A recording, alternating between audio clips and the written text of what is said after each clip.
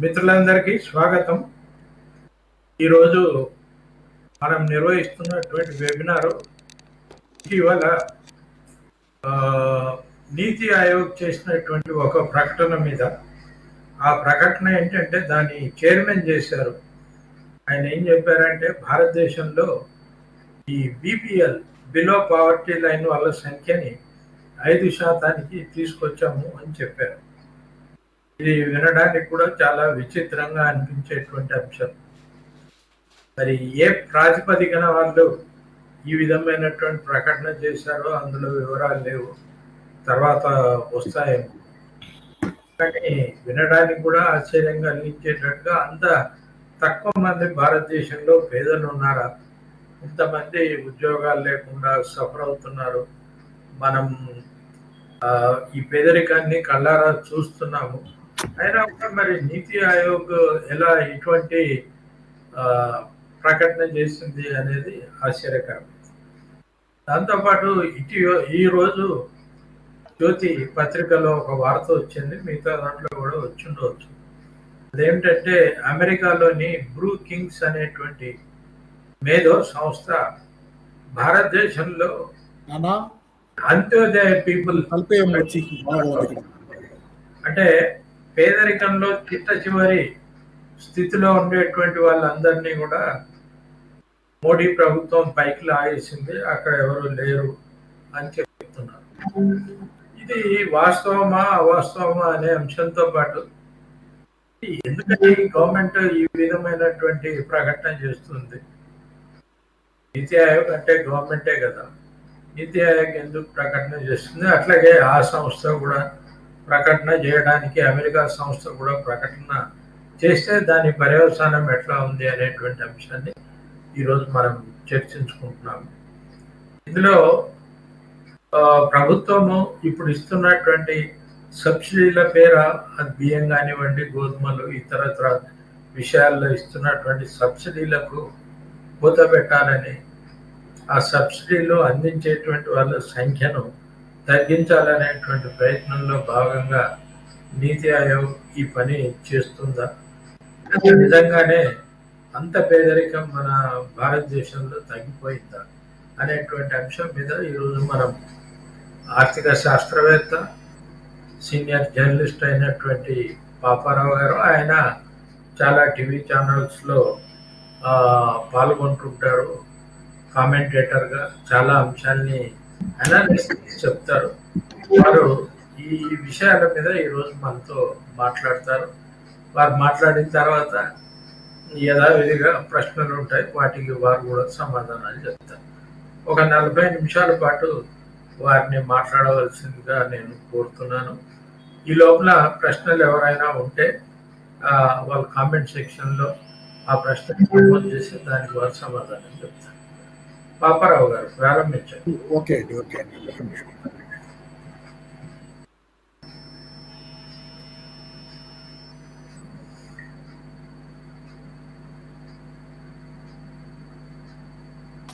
Sir, Vinay Kumar గారు చెప్పింది data ఆశ్చర్యంగా ఉందనేది. కానీ ఒకటి, దీనిలో ప్రస్తుతం ఎన్నికల సంవత్సరంలో రాజకీయ నాయకులు దిగజారినట్లుగానే నీతి ఆయోగ్ కూడా దిగజారుతుందనే కొత్త విషయాన్ని స్టేట్ బ్యాంక్ ఆఫ్ ఇండియా ఈరోజు అచ్చంగా స్టేట్ బ్యాంక్ అనేది కూడా ప్రభుత్వానికి extension, extension of the arm of the government గానే ఉంది. స్టేట్ బ్యాంక్ కూడా అంతకంటే భిన్నంగా ఏం లేదు. స్టేట్ బ్యాంక్ అంటే అచ్చంగా స్టేట్ బ్యాంక్ లాగే ఉంది, వాయిస్ ఆఫ్ ది గవర్నమెంట్. దానికే రిఫ్లెక్షన్ అనే దానికి మాత్రం ఇది తార్కాణం. అంటే ఎన్నికల సంవత్సరంలో మామూలుగా అయితే ఏంటంటే వెరీ ప్రిమెచ్యూర్, ఈ డేటా అనేది వెరీ ప్రిమెచ్యూర్. ఎందుకంటే ఇప్పుడు 2022-23 సంవత్సరం తాలూకు సర్వే ఆధారంగా ఈ 5% లోపు పేదరికం తగ్గింది అనేది నీతి ఆయోగ్ కానీ స్టేట్ బ్యాంక్ కానీ రెండు చెప్పినాయి. 5% లోపుకి పేదరికం తగ్గింది. సుమారుగా 13% అంటే గ్రామీణ ప్రాంతాల్లో ఒక రకంగా, నగర ప్రాంతాల్లో ఒక రకంగా, ఓవరాల్గా ఏదైనా చాలా పెద్ద ఎత్తున తగ్గింది అనేది ఈ గణాంకాలు చెబుతున్నాయి. 26%, 25% దాకా 2011లో గ్రామీణ ప్రాంతాల్లో ఉన్న పేదరికం. అలాగే నగర ప్రాంతాల్లో అప్పట్లో 13% ఆర్డు అనుకుంటా. అది ఇప్పుడు మొత్తంగా గ్రామీణ ప్రాంతాల్లో ప్లస్ అర్బన్ ఏరియాస్లో రెండిట్లో కలిపి 5% లోపుకి తగ్గిందనే చెప్పటం. ఇది మామూలుగా అయితే మనం చాలా ప్రిమెచ్యూర్, ఎందుకంటే ఒకటే సర్వే జరిగింది. ఇప్పుడు ఈ సర్వేలు ఉద్దేశించి లెక్క ఏంటంటే రెండు రౌండ్లుగా జరుగుతుంది ఈ సర్వే. 2022, 2023 ఒక రౌండు, 2023, 24 అది ఇప్పుడు జరుగుతుంది. 2023, 24 జరుగుతుంది. 2022, 23 పూర్తయింది. 2 రౌండ్లుగా జరుగుతున్న సర్వే ఇది. ఒక ఆస్పెక్ట్ దీనిలో. ఈ సర్వేలో ఒక భాగం మాత్రమే పూర్తయింది. అలాగే ఏంటంటే ఈ 2022, 23 సర్వే కూడా గతంలో లాస్ట్ ఈ సర్వే జరిగి సుమారుగా 13 సంవత్సరాలు అవుతుంది అనుకుంటా, 10 సంవత్సరాలు దాటింది. 2011, 12లో జరిగిన సర్వే తర్వాత మళ్ళీ ఇప్పుడు జరుగుతుంది. మధ్యలో ఒక సర్వే జరిగింది, దాని విషయం కాసేపు చెప్తాను. అయితే 2011, 12 తర్వాత ఈ సర్వే ఇప్పుడు జరిగిన సర్వే 2022, 23 సర్వే, ఈ రెండింటికి కూడా చాలా కీలకమైనటువంటి తేడా ఉంది. 2011, 12 సర్వే తాలూకు మెథడాలజీ, అంటే ఏదైనా సర్వే చేయదలుచుకుంటే దానిలో మీరు ఏ పద్ధతిని అనుసరించాలి, డేటా కలెక్షన్కి అంటే వివరాల సేకరణకి ఎలాంటి పద్ధతిని వాడాలి, ఏ పద్ధతిని ఎలా వాడాలి అనేది తేడాలు ఉంటాయి. సర్వేలో మీరు నిర్ణయించుకోవాలి, ఈ పద్ధతి వాడి ఇలా పోతున్నాను నేను ముందుకనేది నిర్ణయించుకోవాలి. 2011, 12 సర్వేకి 2022, 23 సర్వేకి మేజర్గా 3 తేడాలు ఉన్నాయి. ఒక తేడా ఏంటంటే ఐటమ్స్ ఏదైతే సర్వే చేయడానికి నిర్ణయించుకున్నారో, అంటే 2011, 12లో జనాలు వాడుతున్న ఐటమ్స్ కొన్ని ఉన్నాయి. ఐటమ్స్ అంటే మామూలుగా వినియోగ వస్తువులు, అది ఆహార పదార్థాల దగ్గర నుంచి మొబైల్ ఫోన్ల దగ్గర నుంచి వాళ్ళు ఏ వస్తువులు వాడినా, జనరల్గా వాడబడే సాధారణంగా వాడే వస్తువులు ఏదైతే ఉన్నాయో వాడకంలో ఉన్న వస్తువులకు సంబంధించిన లెక్క 300 ఎంతైనా ఆ నెంబర్లు తొలగిపోయినది ఎవరైనా చూసుకోవచ్చు. 300 పైన ఏదో వస్తువులు ఆ రోజు వాడకంలో ఉన్న ప్రధాన వస్తువుల్ని పరిగణనలోకి తీసుకొని 2011, 12లో సర్వే చేశారు. అది ఐటమ్స్కి సంబంధించి. అది ఇప్పుడు ఈ 2020, 22, 23 సర్వేలో ఐటమ్స్ నెంబర్ పెంచారు. ఎందుకంటే కొత్తవి వస్తుంటాయి మార్కెట్లోకి, వినియోగ వస్తువులు, వాటిని జనాల వాడకంలో వాటికి ప్రాబల్యం పెరుగుద్ది. అట్లా ఏంటంటే కొత్తగా అనేక వస్తువులు వాడుతున్నారు, వాడకం పెరిగింది లేదా కొన్ని వస్తువులకి. వీటన్నిటి దృష్ట్యా 400 పైగా ఐటమ్స్ని ఇప్పుడు కొత్త సర్వేలో తీసుకున్నారు. పాత సర్వేలో 300 పైగా వస్తువులు మాత్రమే పరిగణనలో ఉన్నాయి. కాబట్టి ఇదొక ప్రధానమైన తేడా. రెండో తేడా ఏంటంటే మెథడాలజీలో 2011, 12 ఇప్పటికి 22, 23కి తేడా ఏంటంటే అప్పుడు ఒకే రౌండ్ సర్వే, ఒకే దఫా వెళ్ళారు ఇళ్ళకి. సర్వేకి ఎవరినైతే ఎంచుకున్నారో వ్యక్తుల్ని, లేకపోతే హౌస్ హోల్డ్స్ని, కుటుంబాలని, ఆ కుటుంబాలకు ఒక్క దఫా వెళ్ళి వివరాలు సేకరించుకొచ్చారు ఒకేసారి ఎక్కువసేపు కూర్చొని. కానీ ఇప్పుడు అలా కాదు, 3 సార్లుగా వెళ్తున్నారు. 3 సార్లు 3 షార్ట్ స్టింట్స్, ఎక్కువసేపు కాకుండా 3 సార్లు వెళ్తున్నారు. ఏదైనా 3 దఫాలు వెళ్ళి సర్వే చేస్తున్నారు. ఇంకోటి ఏంటంటే తేడా ఇప్పటికీ అప్పటి survey paper and pen survey. Paper తీసుకొని పేపర్ మీద రాసుకొచ్చారు వివరాలన్నీ, వాళ్ళు చెప్పిన వివరాలు పేపర్ మీద నోట్ చేసుకొచ్చారు. ఇప్పటి సర్వేలో ఏంటంటే డిజిటల్, అంటే ట్యాబ్స్ కానీ ల్యాప్టాప్స్ లేకపోతే ఇంకోటో తీసుకెళ్ళి దానిలోకి ఎంటర్ చేసుకుని దాన్ని పెట్టుకొని చేసుకుంటూ వచ్చారు. ఇట్లా కొన్ని తేడాలు ఉన్నాయి. వీటిల్లో కొంచెం సైకలాజికల్ ఇంపాక్ట్ తేడా ఉంటాయి, కొన్ని ఉంటాయి. కొన్ని 3 దఫాలు వెళ్ళటం వల్ల, 3 దఫాలుగా వెళ్ళటం వల్ల వచ్చే తేడాలు, సీజనల్ వేరియేషన్స్ కూడా కన్సిడరేషన్లోకి రావచ్చు. ఎందుకంటే 3 దఫాలు మీరు వెళ్ళినప్పుడు ఏంటంటే 3 రకాల పరిస్థితులను చూస్తారు ఒకే కుటుంబంలో. పరిస్థితులు రకరకాల మారిన సరే ఇన్ని తేడాల మధ్యలో అంటే ఏంటంటే ఇప్పుడు 2011, 12 సర్వేకి ఈ సర్వేకి మధ్య చాలా తేడా ఉంది. అంటే ఒక రకంగా చెప్పాలంటే నక్కకి నాగలోకానికి అన్నంత తేడాగా నడిచిన సర్వే ఇది. పూర్తిగా భిన్నమైనటువంటి మెథడాలజీతో, పూర్తిగా భిన్నమైనటువంటి బ్యాక్డ్రాప్లో నడుస్తున్న సర్వే. కాబట్టి ఈ రెండింటినీ పోల్చలేనప్పుడు ఏమవుద్ది మీకు, 2020, 22, 23 సర్వే అనేది ఇప్పుడు ఏదైతే ఒక రౌండ్ జరిగిందో 22వ రౌండ్ ఇంకా జరుగుతుంది ఇప్పుడు. ఆ సర్వే అనేది కేవలం స్టాండ్ ఎలోన్. మీకు దేన్నైనా పేదరికం తగ్గింది అంటే ఇప్పుడు ఈ సర్వే చెబుతుంది ఏంటి, సర్వే తాలూకు ఫలితాలను బట్టి స్టేట్ బ్యాంకో నీతి ఆయోగో చెప్పాలని చూస్తుంది ఏంటి, పేదరికం 5% లోపుకి తగ్గిందని చెప్పాలని చూస్తున్నాయి. తగ్గిందంటే దేంతో పోల్చితే తగ్గింది, ఎంత ఉంది, ఎంత తగ్గింది.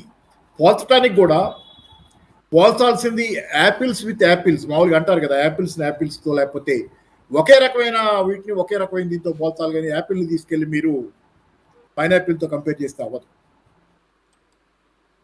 యాపిల్తోనే కంపేర్ చేయాలి. కాబట్టి 2011 సర్వే నాటి పరిస్థితులు, సర్వే మెథడాలజీ, సర్వే పద్ధతులు, దానికి వచ్చిన రిజల్ట్స్ ఒకలాగా ఉన్నాయి.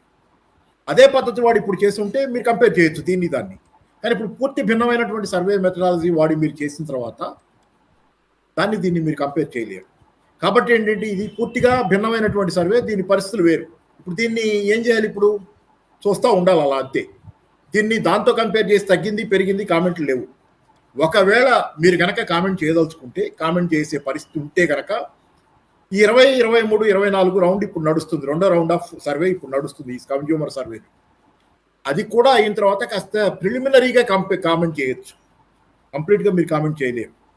ప్రిలిమినరీగా కొంత మేరకు వ్యాఖ్యానించడానికి కొంత స్కోప్ వస్తుంది.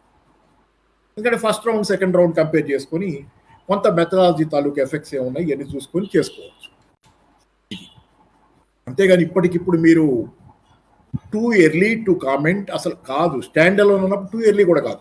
కానీ ఇక్కడ ఏంటంటే ఎన్నికల అవసరం ఒకటి వచ్చింది కాబట్టి తొందరపడి ఒక కోయిల ముందే కూర్చుందిలాగా రాజకీయ నాయకుల కంటే ముందుగానే నీతి ఆయోగ్, స్టేట్ బ్యాంక్ రంగంలోకి దిగినాయి. ఇది స్పష్టంగా కనపడుతున్నటువంటి విషయం. ఇంతకు తప్పితే దీనిలో సారాంశం ఏమీ లేదు. కాబట్టి అంటే ఈరోజు రాజకీయాలకు ఉన్నటువంటి గీత చెరిగిపోతుంది. ఎక్కడంటే ప్రస్తుతం అమలు జరుపుతున్న సంస్కరణలు బాగా అమలు జరగాలంటే వాళ్ళు కోరుకున్న విధంగా ఉన్నాయి కాబట్టి ఈ సంస్కరణలు కార్పొరేట్లు వీళ్ళకి అనుకూలంగా ఉన్నాయి కాబట్టి నీతి ఆయోగ్ అనేది దరిదాపుగా ప్రైవేటీకరణ లాంటి వాటిని బోధిస్తా దానికి అనుగుణంగామైనటువంటి విధానాలని సలహాలుగా ఇస్తుంది. కాబట్టి ఆ నీతి ఆయోగ్కి కావాల్సింది కూడా ప్రస్తుతం ప్రభుత్వం, బీజేపీ ప్రభుత్వం అనుసరిస్తున్నటువంటి ఈ విధానాలు కొనసాగాలంటే దానికి వెన్నుదన్నుగా నిలబట్టడం అనే ఒక రాజకీయ అగత్యాన్ని ఈరోజు అది పరిపూర్తి చేస్తుంది. స్టేట్ బ్యాంక్ కూడా ఈ మధ్య కాలంలో అదే రోల్లోకి దిగింది. కాబట్టి ఏంటంటే ఓవరాల్ ఈరోజు ఏంటంటే there is a political need, compulsion, తొందరపడి ఒక కోయిల అవసరం ఆస్కారం లేని చోట కంపారిజన్కో లేకపోతే ఆస్కారం లేని చోట ఏదో ఒక కామెంట్కో దిగినాయి. రెండోది ఏంటంటే ఇవాళ అమెరికా, అది నేను ఇంకా చూడలేదు, సారీ వినయ్ కుమార్ గారు చెప్పారు నేను, కానీ జ్యోతి చూడటం కాక వేరే చూసే పనిలో అవ్వలేదు. అమెరికా నుంచి వచ్చిన డేటా కూడా పవర్టీ తగ్గింది ఒక వ్యాసం, దాని ప్రకారం స్టోరీ ప్రకారం దేశంలో పేదరికం తగ్గింది అనేది. ఇది ఏంటంటే పిల్లికి ఎలుక సాక్ష్యం లాగా మోడీ గారు పోయి ట్రంప్ని గెలవాలనుకొని ట్రంప్కి ఎలక్షన్ క్యాంపెయిన్ చేసినంత పనిచేస్తారు. ఈరోజు అమెరికా అవసరాలు కూడా ఏంటంటే ఈరోజు రాజకీయాలకి ఆర్థిక శాస్త్రానికి మధ్య ఉన్నటువంటి బోగస్ విభజన ఏదైతే పెట్టుబడిదారీ వర్గం మామూలుగా తెస్తుందో, రాజకీయాలు వేరు ఆర్థిక రంగం వేరు అన్నట్లుగా పాలిటిక్స్ సపరేట్గా స్టడీ చేస్తారు, ఎకనామిక్స్ సపరేట్గా స్టడీ చేస్తారు మన విశ్వవిద్యాలయాల్లో, కాలేజీల్లో. కానీ వేరు కాదు. పొలిటికల్ ఎకానమీ రాజకీయ అవసరాల దృష్ట్యా లేకుంటే ఆర్థిక అవసరాల దృష్ట్యా రాజకీయాల రంగు, రుచి, వాసన ఉంటుంది అని ముసుగులేస్తారు. కాకపోతే ఆర్థిక అవసరాలకి ఈరోజు అమెరికా ఆర్థిక అవసరాలు అనేది భారతదేశం మీద ఆధారపడినటువంటి స్థితి. ప్రపంచ పెట్టుబడిదారీ విధానాన్ని కాపాడుకోవాలంటే, తన చైనా వ్యతిరేకతను ముందుకు తీసుకెళ్ళగలగాలంటే భారత్ అనేది అమెరికాకు బాగా అవసరం. దానిలో ఖచ్చితంగా ఏంటంటే భారతదేశంలో ఉన్నటువంటి ప్రస్తుతం మోడీ గారి ప్రభుత్వం బాగా హ్యాండ్ ఇన్ గ్లవ్గా పనిచేయగలుగుతుంది కాబట్టి భారతదేశం అవసరం. కాబట్టి ఇప్పుడు ఈ రోజు ఉన్నటువంటి దానిలో పిల్లికి ఎలుక సాక్ష్యంలాగా వాళ్ళు కూడా రంగంలోకి దిగి వాళ్ళ చేతనంతా వేడినీళ్లకు చన్నీళ్ళుగా వాళ్ళు కూడా తగ్గింది అనేది. కానీ తగ్గింది అనేది ఎక్కడ పనిచేస్తుంది? మీకు మామూలు ఎవరైతే పేద జనాలు ఉన్నారో వాళ్ళలో ఏం పనిచేయదు. వాళ్ళకి తెలుసు వాళ్ళ జీవితాలు ఏంటో, వాళ్ళు అనుభవించేవాళ్ళు కాబట్టి వాళ్ళ దగ్గర పనిచేయదు. కానీ ఎవరి దగ్గర పనిచేస్తుంది ఈ ప్రచారం? పనిచేస్తే గింజేస్తే ఎవరైతే వాళ్ళ వెనకున్నటువంటి బీజేపీ శ్రేణులుగా ఉన్నారో వాళ్ళలో ఓకే మనం బాగున్నామని వీపు తచ్చుకోవడానికి వాళ్ళకి వాళ్ళు batting on their own back అలా ఒకటి. రెండోది ఏంటంటే ఎవరైతే సానుభూతి పరులుగా ఉన్నారో బహుశా నిజమే కావచ్చని వాళ్ళు నమ్మటానికి ఇంక్లైన్డ్గా ఉన్నారు కాబట్టి వాళ్ళలో కొంత ప్రచారం పనిచేయచ్చు. కానీ ఓవరాల్గా జనాల్లో ప్రచారం పనిచేసే ఆస్కారం, అవకాశం లేదు. పైగా ఇందాక వినయ్ కుమార్ గారు చెప్పిన దానిలో విచిత్రంగా ఉంటమే కాదు, ఇది ఆశ్చర్యం కలిగించడం కాదు, జుగుప్స కలిగిస్తుంది మామూలుగా ఆలోచించే వాళ్ళకి. కాబట్టి ఏంటి సరే ఇది ఒకటి. తర్వాత ఈ డేటాలో తేడాలు ఇవన్నీ ఒకటి మాట్లాడుకున్నాం. తర్వాత ఏంటంటే ప్రిలిమినరీ సర్వే ఇదంతా. తర్వాత మీకు పావర్టీ తగ్గిందని ఎన్నిసార్లు చెప్పినా మీది చూస్తే కనుక ఒకటి గ్రామీణ ప్రాంతాల్లో పేదరికం ఇవాళ వీళ్ళు చెప్పిన దాని ప్రకారం గ్రామీణ ప్రాంతాల్లో ఆదాయం సుమారుగా ఇప్పుడు 2022, 23 సర్వే ప్రకారం గ్రామీణ ప్రాంతాల్లో ఆదాయం 3,773 రూపాయలకు పెరిగిందని.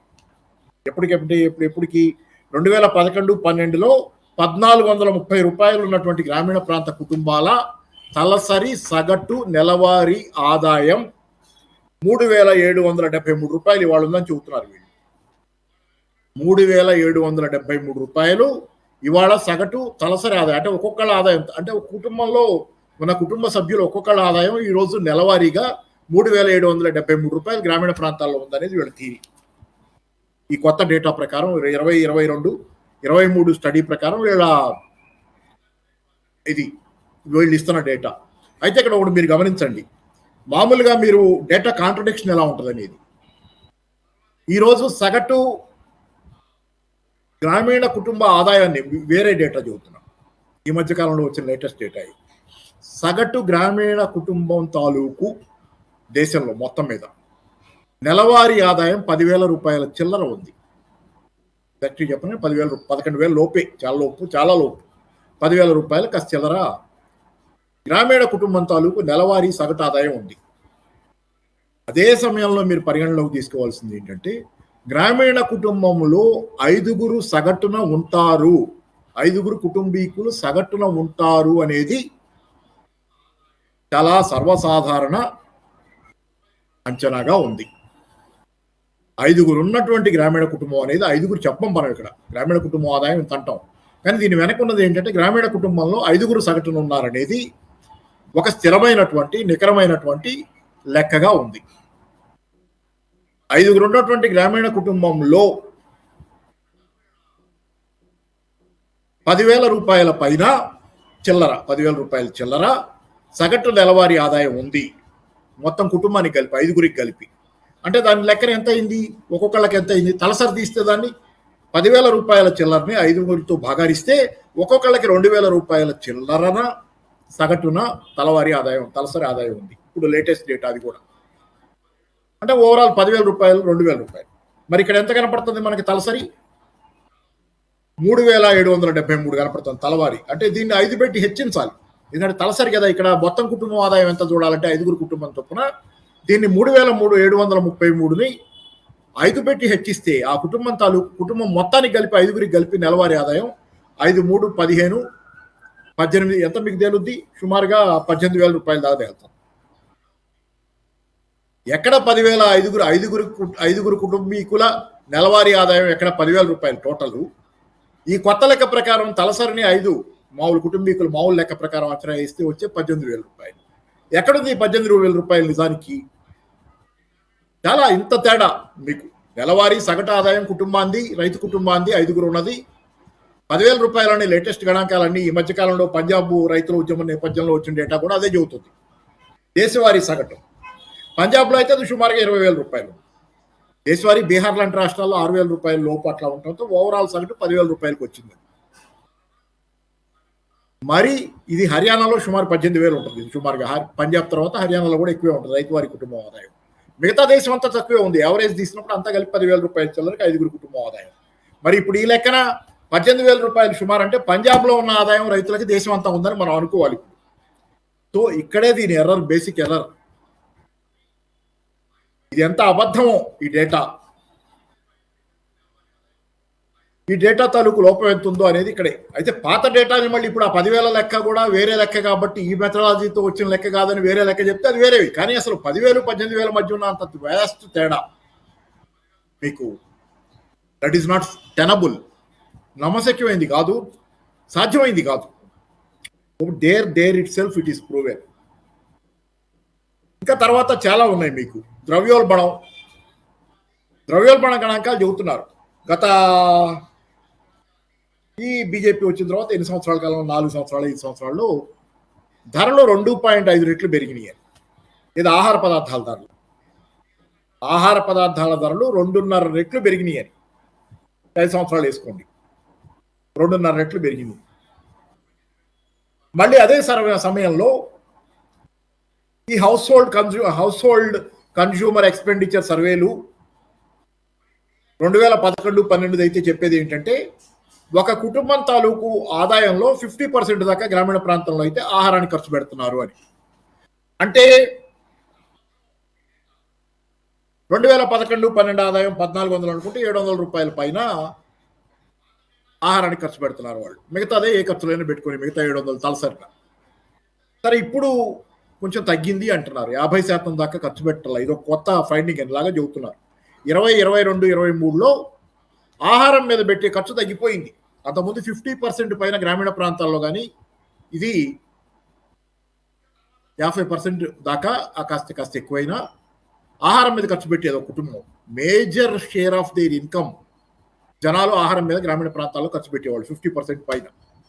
కానీ ఇప్పుడు 2022, 23 చెబుతుంది ఏంటంటే 50% లోపుకి వచ్చిందని.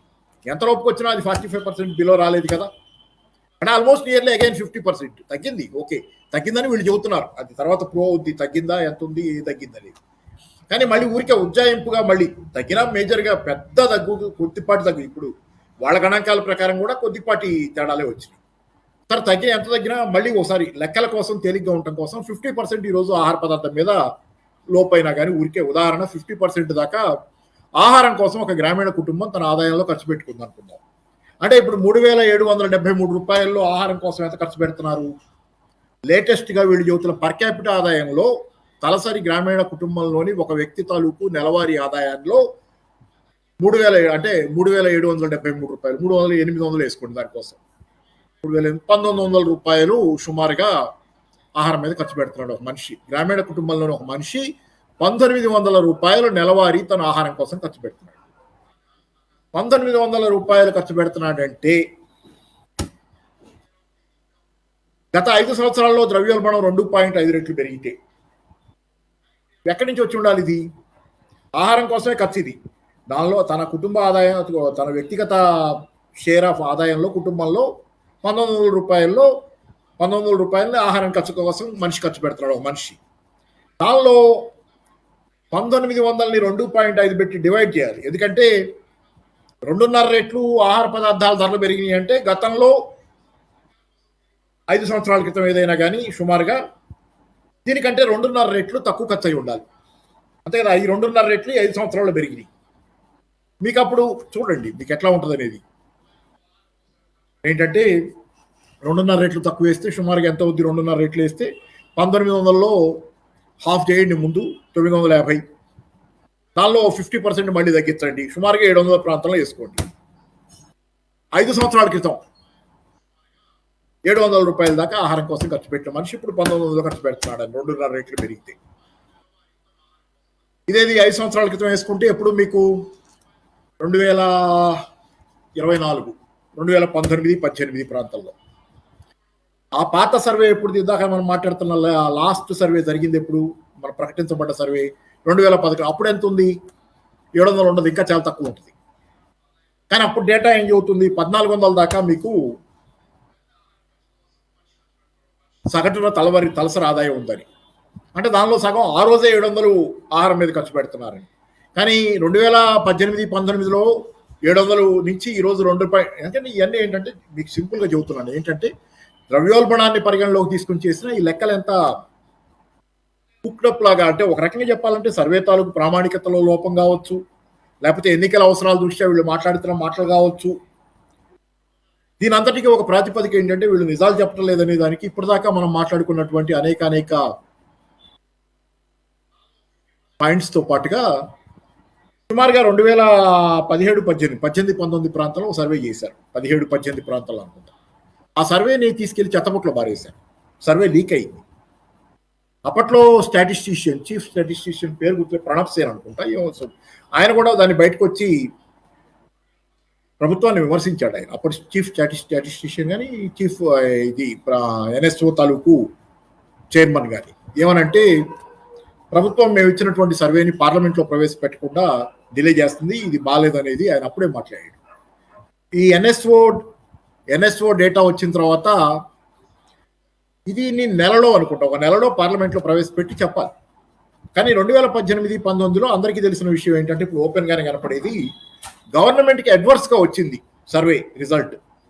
అంటే ప్రజల ఆదాయం, కొనుగోలు శక్తి పడిపోయినాయి అనేది ఆ రోజు వచ్చింది. అందుకని ఆ డేటా బయట పెట్టలేదని. దానికి ఏంటంటే శాస్త్రీయత లేదు ఈ సర్వేలో అని చెప్పి కారణంగా చెప్పి దీనిలో డేటాలో తేడాలు ఉన్నాయి, డేటా సరిగ్గా లేదు, ఇది శాస్త్రీయత లేదని రాజకీయ నాయకులు నిర్ణయించుకుని ఉంటున్నారు ఆ రోజు.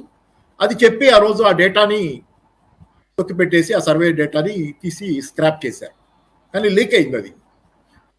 ఎన్ఎస్ఓ చైర్మన్ బయటికి రావడం అనుకుంటా, ఆయన చైర్మన్ కానీ సంబడి ఆయన బయటకు వచ్చి ఆ రోజు ఓపెన్ గానే దాని మీద కామెంట్ చేయడం, రిజైన్ కూడా చేసేటప్పుడు నాకు తెలిసి అట్లా ఆ రోజు స్క్రాప్ అయింది. ఈ స్క్రాప్ అవటం అనేది ఒకటి, తర్వాత ఈ కొత్త సర్వే తేవటం, ఇప్పుడు దీన్ని ఎన్నికల ముందు లీక్ చేయటం. What are you trying to prove? 2018-19 సర్వేకి ఎందుకు ప్రామాణికత లేదు, లేకపోతే 17-18 సర్వేకి ఎందుకు శాస్త్రీయత లేదు, దానిలో డేటా ఎందుకు డెఫిషియెంట్ గా ఉంది, సేకరణలో తేడా అని చెప్పలేదు. సేకరణ అదే ఆర్గనైజేషన్ చేస్తుంది, స్టాటిస్టికల్ ఆర్గనైజేషన్ అదే చేస్తుంది. మరి మీరు అప్పుడు 2018-19 సర్వేకి ప్రామాణికత, లేకపోతే 17-18 సర్వేకి శాస్త్రీయత లేకపోతే అదే మెథడాలజీలో 2011-12లో కూడా జరిగింది. అది కూడా ప్రకటించబడ్డది కాబట్టి దాన్ని మీరు ఇక స్క్రాప్ చేసినట్టు చెప్పలేరు, కానీ అది సరైనది కాదని మీరు చెప్పాలి. కానీ అదే 2011-12 సర్వే ఏదైతే 2017-18 తో సేమ్ మెథడాలజీని షేర్ చేసుకుందో, అదే 2011-12 సర్వే తాలూకు డేటాను తెచ్చి ఈ రోజు కొత్తగా మీరు చేసామని చెబుతున్నటువంటి సర్వేతో కంపేర్ చేసి పేదరికం తగ్గిందని చెబుతున్నారు. దెన్ వాట్ వే 2011-12 కూడా ఎంతవరకు శాస్త్రీయం? మీరు 2018-17 శాస్త్రీయం కాదు అని పక్కన పెట్టారు, అని వాళ్ళు అదే డేట్ మెథడాలజీ ప్రకారం జరిగిన 2011-12తో మీరు తెచ్చి ఇప్పుడు కమ్మి. ఎందుకంటే 2012-11 కూడా మ్యాటర్ ఓపెన్ అప్ అయిపోయి 17-18 మీరు దాచిపెట్టామనుకుంటున్నారు. సరే, తర్వాత ఏంటంటే ఇక్కడ మీకు ఓవరాల్ గా సర్వేలన్నీ చెప్తున్న పేదరికం తగ్గటం, ఇందాక వినయ్ కుమార్ గారు చెప్పిన చుట్టూ అన్ని పరిస్థితులను చూసుకుంటే మనకి వాస్తవాలు బోధపడతాయి. చాలా డేటా ఈ మధ్యకాలంలో ఎఫ్ఎంసీజీ డేటా, ఉదాహరణ fast moving consumers goods data business పేపర్లో వచ్చేది. ఇదేమి కమ్యూనిస్ట్ పత్రికల్లో డేటా కాదు, లేకపోతే ఏదన్నా ప్రభుత్వ వ్యతిరేక పత్రికల్లో, పొలిటికల్ న్యూస్ పేపర్స్లో వచ్చేది కాదు. బిజినెస్ పత్రికల్లో అన్నింటిలో యూనివర్సల్గా, దానిలో కొన్ని ప్రభుత్వానికి అనుకూలంగా కూడా ఎంతో కొంత రాసి ఉన్నాయి. బిజినెస్ పత్రికల్లో కూడా వీలైన చోట ప్రభుత్వానికి అనుకూలంగా పోయేవన్నీ ఉన్నాయి. అలాంటి పత్రికలు కూడా చెబుతుంది ఏంటంటే ఫాస్ట్ మూవింగ్ కన్స్యూమర్ గూడ్స్ ఏదైతే గ్రామీణ ప్రాంతాల్లో చిన్న చిన్న ప్యాకెట్లు అమ్ముతారు కదా, చిన్న ప్యాకెట్లు మనం చాలా అమ్ముతారు. చిన్న బిస్కెట్ల ప్యాకెట్లు చిన్నవి ఉంటాయి. అంటే మన మేజర్గా పెద్ద ప్యాకెట్ కొంచెం కాస్ట్ ఎక్కువ. అలా కాకుండా మినియేచరైజ్డ్ అంటే షాంపూ ఉంటుంది, ప్యాకెట్లో అమ్ముతారు, డబ్బా కాకుండా ₹2 అట్లా. అలాగే చిన్నవి రకరకాల చిన్న ప్యాకెట్లో, శాచెట్స్లో, లేకపోతే మన తినే ఫుడ్ ఐటమ్స్ ఏదైతే మన మిక్సర్ అట్లాంటివి ఉంటాయి, అవి కూడా ప్యాకెట్లో అమ్మాయి. ఈ గ్రామీణ ప్రాంతాల్లో చిన్న ప్యాకెట్లు ఎక్కువ ఉంటాయి మామూలు ఇక్కడ, ఎందుకంటే పర్చేసింగ్ పవర్ తక్కువ ఉంటుంది కాబట్టి వాటిని మినియేచరైజ్ చేసి ప్యాకెట్లో చిన్న సైజు, ఒక్కొక్కసారి తక్కువ కొనుక్కోవడానికి చాలాసార్లు వస్తారు. గ్రామీణ ప్రాంతాల్లో ఏంటంటే కిరాణా కొట్టుకి పొయ్యి మీద పెట్టిన తర్వాత కూడా గిన్నెని అప్పటికప్పుడు పంపి ఆయిల్ ఇంత తెప్పించుకునే, వంట నూనె ఇంతది, ఒక 100 గ్రాములు ఇది తెప్పించుకునేది పోయి అవసరాలు. ఎందుకంటే అప్పుడు అంత డబ్బులే ఉంటాయి వాళ్ళకి, నెలవారీ ఒకేసారి రావు, దఫాలుగా వచ్చే ఆదాయంలో. కానీ ఇది కానీ వాళ్ళ పరిస్థితుల్లో వాళ్ళు అట్లా చిన్న కొనుక్కుంటారు, చిన్న లాట్స్లో కొనుక్కుంటారు. ఇట్లా కొనుక్కునే గ్రామీణ ప్రాంతాల్లో ఉన్నటువంటి పరిస్థితి ఏంటంటే ఫాస్ట్ మూవింగ్ కన్స్యూమర్ గూడ్స్ అమ్మకాలు ఈ మధ్యకాలంలో చాలా ట్రబుల్లో ఉన్నాయి. అంటే మన హల్దీరామ్స్ ప్యాకెట్లు కావచ్చు, లేకపోతే మిగతా ఏదైనా HUL హిందుస్థాన్ యూనిలివర్ లాంటివి కూడా చిన్న బిస్కెట్ ప్యాకెట్లు ఇంకోటి అమ్ముతాయి. అలాగే మన ఇతర చాలా ఉన్నాయి, పార్లే లాంటి కంపెనీలు ఉన్నాయి, బిస్కెట్ కంపెనీలు చాలా, ఇలాంటి చాలా ఒక రకంగా చెప్పాలంటే కంపెనీల పేర్లు నాకు గుర్తురట్లేదు. ఫాస్ట్ మూవింగ్ కన్స్యూమర్ గూడ్స్ ప్యాకెట్లు చిన్న అమ్ముకునే బోల్డ్ అని కంపెనీలు ఉన్నాయి, మేజర్ కంపెనీలు, పెద్ద కంపెనీల దగ్గర చిన్నదాకా. వీటన్నిటి అమ్మకాలు గత అనేక సంవత్సరాలుగా చూస్తున్నాను నేను, 2 సంవత్సరాలుగా సుమారుగా కనీసం. అవి క్రైసిస్లోనే ఉన్నాయి, వాటి అమ్మకాలు పెద్ద పెరగట్లా. మీరు మార్కెట్ దానికి ఒక ఇండికేటర్, పోనీ నేను చెప్పింది పత్రికలు రాసింది కూడా స్టాండర్డ్గా మనం తీసుకోకపోతే షేర్ మార్కెట్ రియాక్షన్ ఉంది కదా, చాలా స్టడీ చేసి షేర్లో ఇన్వెస్ట్ చేసే పెద్ద ఇన్వెస్టర్లు కూడా ఉన్నారు కదా, చిన్నవాళ్ళతో పాటు పెద్దవాళ్ళు. వాళ్ళు కూడా ఫాస్ట్ మూవింగ్ కన్స్యూమర్ గూడ్స్ ఇండస్ట్రీలో మీరు షేర్లు కొని దాని మీద పెద్ద లాభాలు సంపాదించేది లేదు ఈ మధ్యకాలంలో. HUL షేర్లు కావచ్చు, లేకపోతే ఇంకా గుర్తురాట్లేదు దాబర్ కావచ్చు, లేకపోతే పార్లే కావచ్చు, ఈ కంపెనీలు చాలా కంపెనీలు ఉన్నాయి. ఇట్లాంటి కంపెనీలు అన్ని బ్రిటానియా కావచ్చు, ఇంకోటి కావచ్చు, వీటి షేర్లు పెద్ద పెరగటల్లా, అట్లాగే ఉంటున్నాయి. ఎంత గొర్రెతోక బెత్తెడు. ఎందుకు? వాటికి లాభాలు పెరగటల్లా, నష్టాలు కూడా ఉన్నాయి చాలా వాటికి. రూరల్ ఏరియాలో మరీ క్రైసిస్ ఉంది. రూరల్ ఏరియాలో FMCG అమ్మకాలు పడిపోయింది, వాటిని పికప్ చేసుకోవడానికి స్ట్రగుల్ అవుతున్నారు. ఎందుకు? గ్రామీణ ప్రాంతాల్లో ఆదాయాలు లేవు ఈరోజు. గత అనేక సంవత్సరాలుగా గ్రామీణ వ్యవసాయ సంక్షోభం కొనసాగుతుంది. ఆ నేపథ్యంలో ఈరోజు పంజాబ్ రైతాంగం కానీ, హర్యానా రైతాంగం కానీ, దేశవ్యాప్త రైతాంగం కానీ మినిమం సపోర్ట్ ప్రైస్ అడగటం, ఇతర సంక్షోభాలన్నీ దీని నేపథ్యంలో గ్రామీణ ప్రాంత సంక్షోభం ఉంటుందనేది ఎఫ్ఎంసీజీ డేటా. ఏదైతే డైరెక్ట్గా మీకు రైతాంగం గురించి వాళ్ళ కష్టాల గురించి కామెంట్ చేయకుండా తమ బాధలు చెప్పుకుంటుందో ఎఫ్ఎంసీజీ కంపెనీలు, మాకు అమ్మకాలు పెరగటం లేదు, షేర్ మార్కెట్లో కంపెనీలు, ఇవన్నీ కూడా ఏం చెబుతున్నాయి, నిష్పాక్షికంగా చెబుతుంది ఏంటంటే గ్రామీణ ప్రాంతాల్లో క్రైసిస్ ఉందనేది. అలాగే మీకు ఓవరాల్ ఏ డేటా తీసుకున్నా గ్రామీణ ప్రాంతాల్లో ఉన్నటువంటి సమస్యలు ఈరోజు కొట్టొచ్చినట్టు కనపడుతున్నటువంటి పరిస్థితి. ఓవరాల్గా మీకు గ్రామీణ సంక్షోభం అనేది బలంగా కనపడుతున్నటువంటి వాస్తవం. ఆత్మహత్యలు, రైతాంగ ఆత్మహత్యలు, రైతాంగం రుణాల పాలై ఉండటం, ఇండెప్టెడ్నెస్ ఇవన్నీ కూడా ఎక్కువగా ఉన్నాయి. కాబట్టి ఏంటంటే ఇప్పుడు ఎవరైనా చెప్పినా ఏంటంటే ఈరోజు గ్రామీణ పేదరికం తగ్గిందనో, నగర పేదరికం కూడా తగ్గిందనో చెప్పడం. ఎందుకంటే ముఖ్యంగా కోవిడ్ అనంతర కాలంలో ఇప్పుడు ఈ ఇదేది 2022-23 సర్వే అనేది కోవిడ్ అనంతర సర్వే, లాక్డౌన్ అనంతర సర్వే దరిదాపుగా. కోవిడ్ అనంతర కాలానికి భారత ఆర్థిక వ్యవస్థ కోలుకుందా అంటే అనంతర కాలంలో అంత ముందు దశకి, కోవిడ్ అనంతర కాలంలో అంత ముందు దశకి ఎంతవరకు కోలుకున్నామంటే జీడిపి డేటా ఏదో చెప్పుద్ది. జీడిపి డేటా గురించి అది వేరే కాసేపు మాట్లాడతా వీలైతే. కానీ జీడిపి డేటా చెప్పిన దానికంటే కూడా కోవిడ్ అనంతరం ఎంత కోలుకున్నాం అనే దగ్గర మీకు చాలా విషయాల్లో పర్చేసింగ్ పవర్ దగ్గర నుంచి వీటిల్లో మార్కెట్లో అమ్మకాలు ఇతరత్ర లేదంత. కానీ మీకు ఇంకో చిన్న ఉదాహరణ చెబుతా దీనిలో. ఈరోజు కొంచెం పక్క పోయినా మీకు ఉపయోగపడుతుంది. కాబట్టి భారత కంపెనీల తాలూకు ఓవర్సీస్ అమ్మకాలు, భారత కార్పొరేట్ కంపెనీలు ఒక 5 కార్పొరేట్ కంపెనీలు తీసుకున్నారు మేజర్గా. Tata power and Tata Motors లాంటివి, ఇంకో మొత్తం 3-4 కంపెనీలు తీసుకుని ఓవరాల్గా దాన్ని జనరలైజ్ చేసి భారతదేశంలోని పెద్ద కార్పొరేట్ సంస్థల తాలూకు అమ్మకాలు విదేశాల్లో కంటే దేశంలో గత కొద్ది సంవత్సరాల్లో పెరిగినాయి. ఒక 4-5 సంవత్సరాల కాలంలో తీసుకుంటే భారతదేశంలో వాటి అమ్మకాలు పెరిగినాయి అని చెప్పారు. ఇది మీకేం చెప్పుద్ది డేటా అంటే భారతదేశంలో ప్రజల కొనుగోలు శక్తి విదేశాల్లో ప్రజల కొనుగోలు శక్తి కంటే పెరిగింది. కాబట్టి భారతీయులు బాగా కొంటున్నారు. కాబట్టి ఆయా కంపెనీల తాలూకు అమ్మకాలు దేశంలో బాగా పెరుగుతున్నాయి వేగంగా, రేట్ ఆఫ్ గ్రోత్ ఎక్కువ ఉందని.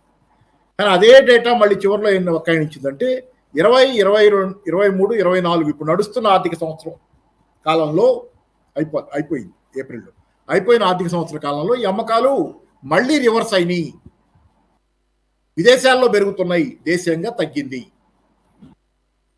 ఇది మీకు సింపుల్ డేటా. ఏంటంటే ఓవర్సీస్లో గత 5 సంవత్సరాల కాలంలో ఓవర్సీస్ అమ్మకాలు కంటే కూడా దేశంలో అమ్మకాలు ఎక్కువ ఉన్నాయి. అంతకుముందు దేశంలో అమ్మకాల కంటే ఓవర్సీస్ అమ్మకాలు ఎక్కువ ఉన్నాయి. అంటే విదేశాల్లో మార్కెట్ బాగుంది. ఈ 5 సంవత్సరాల్లో మోడీ గారు ఏదో అభివృద్ధి చేశారు, లేకపోతే దేశంలో కొనుగోలు శక్తి పెరిగిందన్న లెక్కలాగా దాన్ని చెప్పుకుంటూ వచ్చేది చూసుకుంటే మీకు కనపడేది ఏంటంటే 23 దాకా దేశంలో అమ్మకాలు పెరిగింది. కానీ మళ్ళీ మీకు లేటెస్ట్ డేటా ఏం చెబుతుంది, 2023-24 డేటా ఇప్పుడు లేటెస్ట్ది. దేశీయ అమ్మకాల కంటే మళ్ళీ విదేశీ అమ్మకాలే, విదేశీ మార్కెట్లో అమ్మకాలు పెరుగుతున్నాయి వేగంగా. ఇక్కడ మీకు ఎందుకు జరిగింది అనే దగ్గర 2016 తర్వాత డిమానిటైజేషన్ తర్వాత, 2017 జిఎస్టీ తర్వాత, ప్లస్ అదే కాకుండా దేశీయంగా భారత ప్రభుత్వం ఈరోజు అనుసరిస్తున్న విధానాల క్రమంలో ఫార్మలైజేషన్ ఆఫ్ ఎకానమీ అనే దాన్ని ఒకదాన్ని లక్ష్యంగా పెట్టుకున్నారు. అంటే ఆర్థిక వ్యవస్థని ఇన్ఫార్మల్ స్థితి నుంచి ఫార్మలైజ్ చేయాలనేది. అంటే ఇన్ఫార్మల్ రంగం అంటే మనం రోడ్ల పక్కన బండ్ల మీద పెట్టుకుని అమ్ముకునే వాళ్ళు, ఇవన్నీ ఆర్థిక వ్యవస్థలో లెక్కల్లోకి పరిగణనలోకి రావు.